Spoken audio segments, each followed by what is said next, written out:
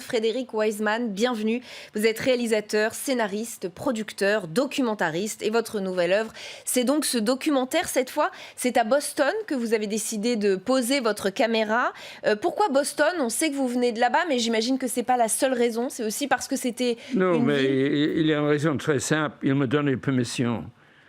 J'ai essayé avec 6 villes et Boston était le seul qui me donnait permission. J'étais content parce que j'étais né à Boston et quand je ne suis pas à Paris, j'habite là-bas.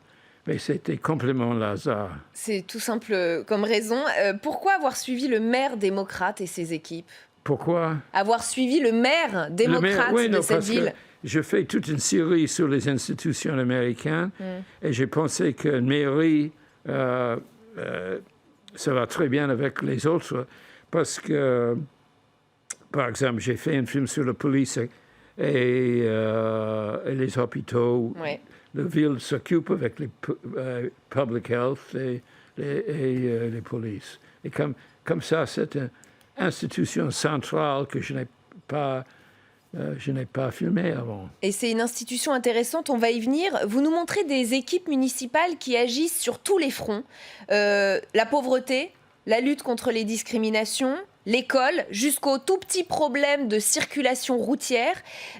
Parce que c'est ça aussi le travail d'une ville et c'est ça que vous avez voulu montrer, que c'était une réalité très concrète, bien loin des discussions des hauts dirigeants de ce monde. Oui, non, parce que le travail de mairie touche plus d'aspects de notre vie qu'aucune autre forme de gouvernement.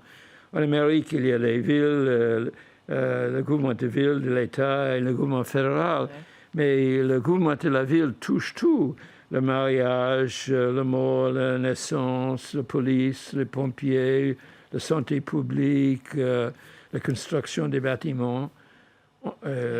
Et une centaine d'autres fois, vous iriez jusqu'à dire que les maires sont finalement des meilleurs gouvernants que les gouverneurs fédéraux ou que les dirigeants de nations? Non, je ne sais pas, il est meilleur. Il n'est pas seul. Il y a beaucoup, je ne sais pas s'il y a beaucoup, mais il y a des autres maires comme Marty Walsh. Mais la chose qui est intéressante, c'est Trump on pense que Marty Walsh est magnifique parce que Trump est si mauvais. C'est vrai que Walsh est très, très bien. Marty Walsh, c'est le maire que vous suivez dans ce film. Mais la comparaison avec le gouvernement fédéral à ce moment, c'est extrême. Parce que Walsh veut aider les gens. Il est l'anti-Trump.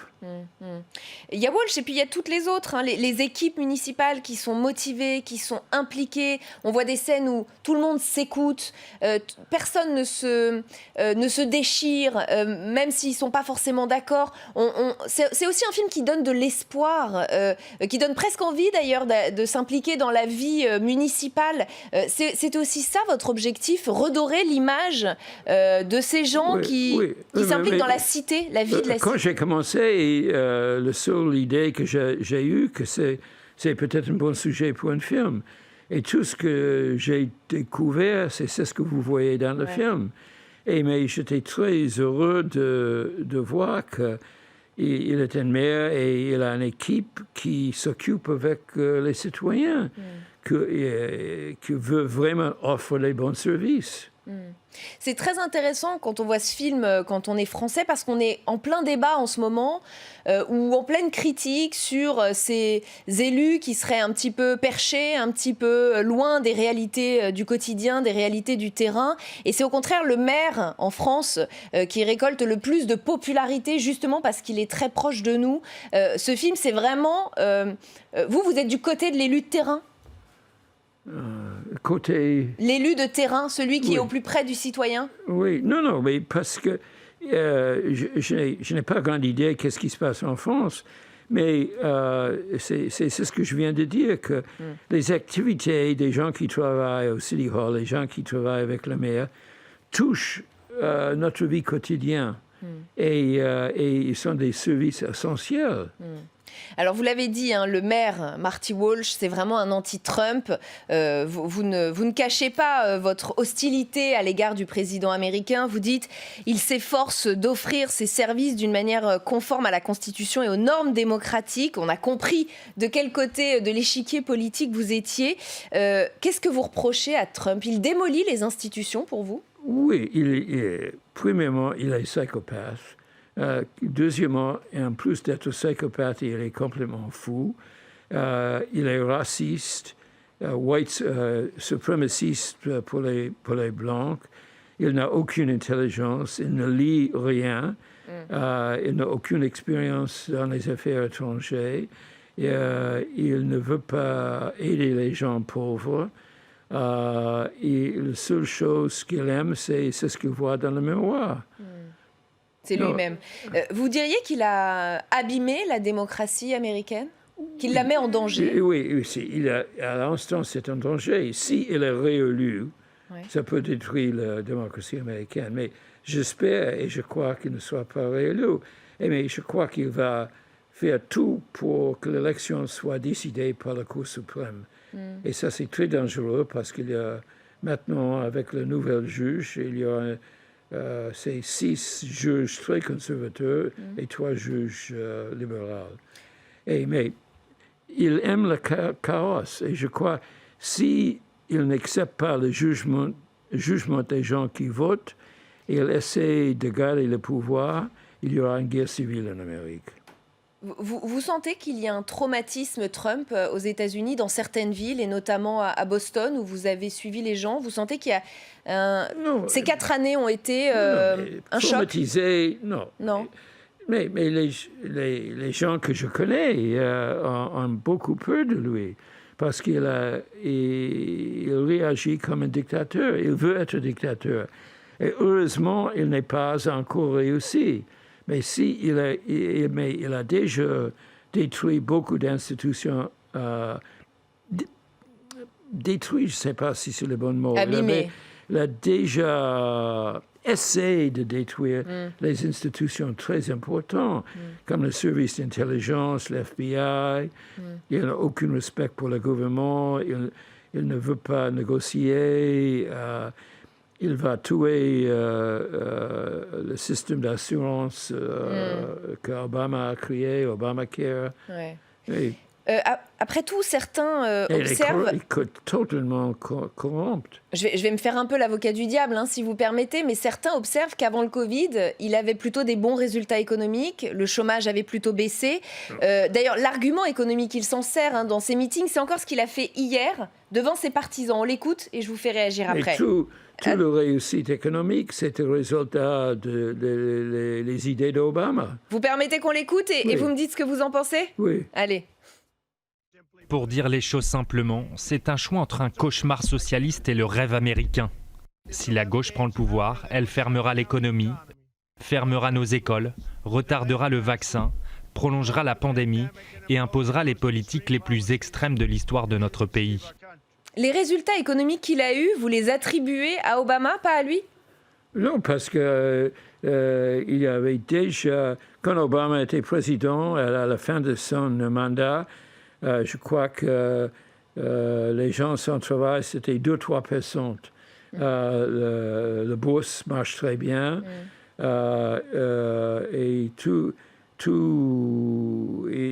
il n'a rien changé.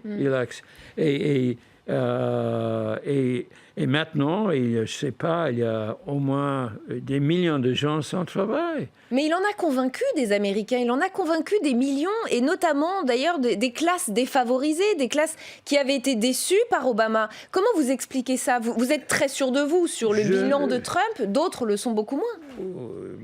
Moi, je ne suis pas grande pour... je ne sais pas si j'avais des explications qui ne sont pas différentes que tout le monde, mais il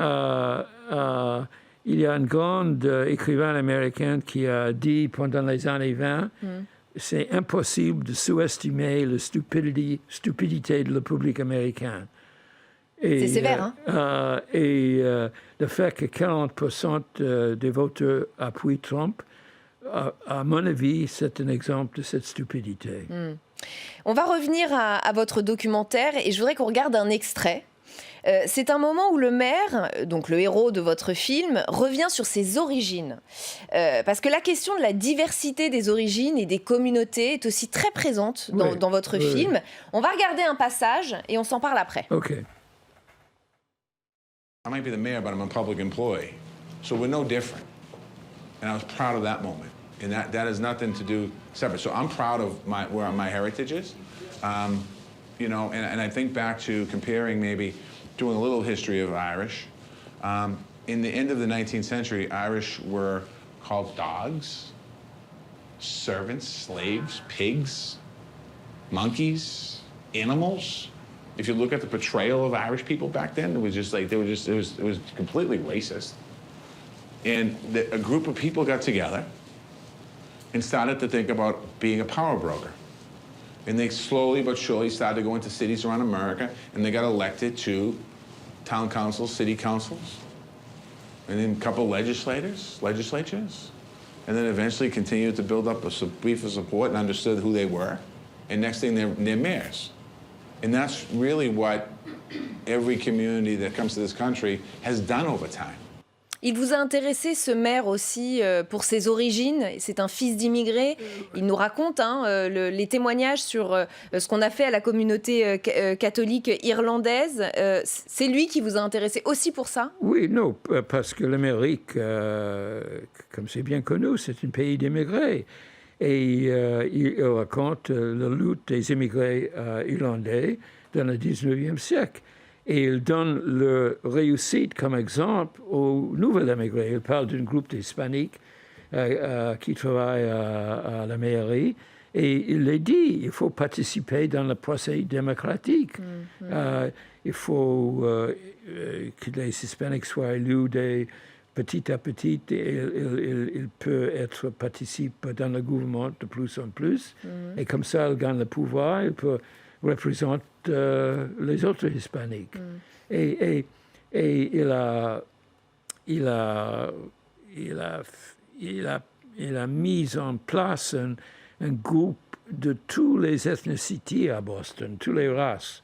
En anglais, l'expression, c'est Rainbow Coalition, parce que c'est la première fois que quelqu'un est élu qui a eu l'appui des Noirs, des Hispaniques, les Africains, les Haïtiens et tout ça.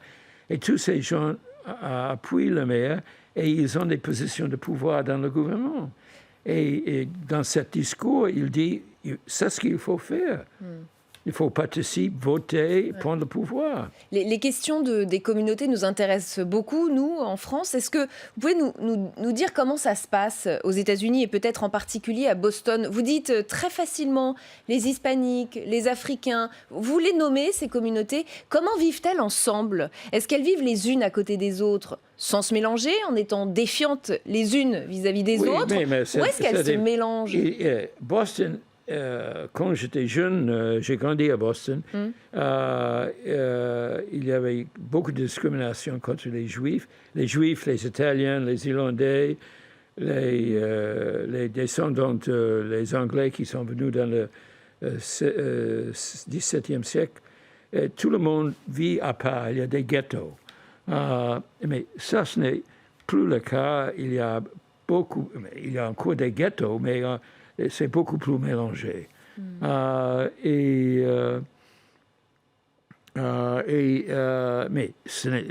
y a beaucoup de travail encore à faire.